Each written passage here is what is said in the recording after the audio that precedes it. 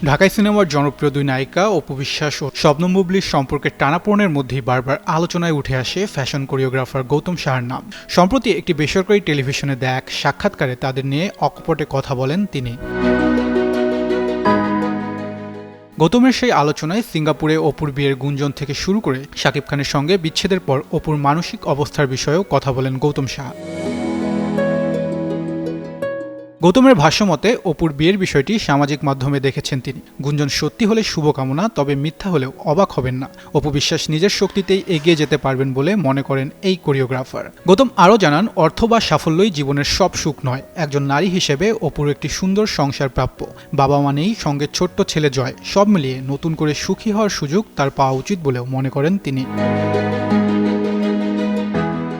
সাক্ষাৎকারে শাকিব খানের সঙ্গে বিচ্ছেদের পর অপুর কঠিন সময়ের কথাও তুলে ধরেন গৌতম সাহা। তিনি জানান, সে সময় অপুকে মানসিকভাবে শক্ত রাখতে রাতের পর রাত জেগে কথা বলেছেন, সাহস জুগিয়েছেন এবং নতুন করে ক্যারিয়ারে ফিরতে পাশে থেকেছেন। কিন্তু পরবর্তীতে তৃতীয় ব্যক্তির কারণে তাদের সম্পর্কের মধ্যে তৈরি হয় দূরত্ব। বর্তমানে শবনম বুবলির সঙ্গে নিয়মিত কাজ করছেন গৌতম সাহা। দীর্ঘ ক্যারিয়ারে অনেক প্রতিষ্ঠিত নায়িকার সঙ্গে কাজ করলেও বুবলির মতো সহযোগিতা পরায়ণ মানুষ খুব কমই দেখেছেন বলে জানান তিনি। এছাড়াও কাজের প্রতি বুবলির আন্তরিকতা ও সহযোগিতার মনোভাব গৌতমকে মুগ্ধ করে। সাক্ষাৎকারে এমনটাই জানিয়েছেন এই কোরিওগ্রাফার। তাহসিন বর্ণ, যুগান্তর নিউজ।